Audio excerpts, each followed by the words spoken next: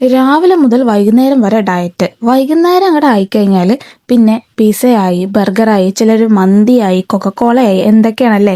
അതെന്താ ഈ night time ആകുമ്പോൾ ഈ ജങ്ക് ഫുഡ് ക്രേവിങ്സ് കൂടുന്നത്?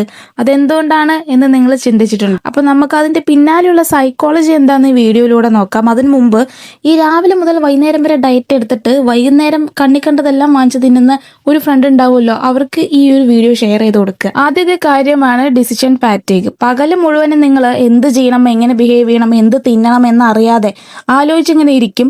അല്ലെങ്കിൽ എന്താ ചെയ്യുക എന്നുള്ള ഒരു ഐഡിയ ഉണ്ടാവില്ല. ഇതൊക്കെ കൺട്രോൾ ചെയ്ത് ബ്രെയിൻ രാത്രി ആകുമ്പോഴേക്കും നല്ലോണം ടയേർഡാവും. അങ്ങനെ ടയേർഡ് ആയിക്കഴിഞ്ഞാൽ സെൽഫ് കൺട്രോളൊക്കെ പോയി കിട്ടും. പിന്നെ എന്ത് കിട്ടിയാലും നമ്മൾ കഴിക്കും. അതാണ് ആദ്യത്തെ കാര്യം, ഈ ഡിസിഷൻ ഫാറ്റീഗ് എന്ന് പറയുന്നത്. ഇനി രണ്ടാമത്തെ കാര്യം കോർട്ടിസോൾ vs മെലാറ്റോണിൻ.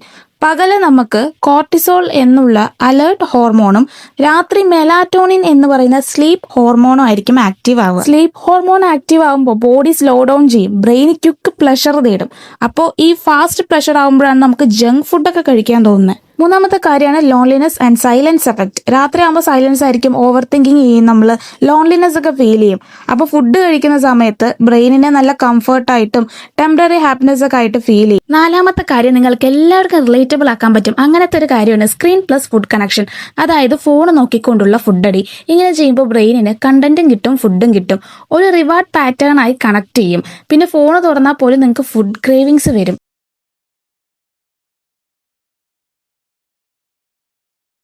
ഒരു 7 മണിയായി കഴിഞ്ഞാൽ ഫോൺ എടുക്കും, ഇൻസ്റ്റാഗ്രാം ഓപ്പൺ ചെയ്യും, റീൽസ് കാണും. ആ സമയത്ത് താനേ തോന്നുന്ന ഒരു തോന്നലാണ് എന്തെങ്കിലുമൊക്കെ കഴിക്കാനുണ്ടെങ്കിൽ കഴിച്ചുകൊണ്ട് ഇങ്ങനെ നോക്കായിരുന്നു എന്നുള്ളത്.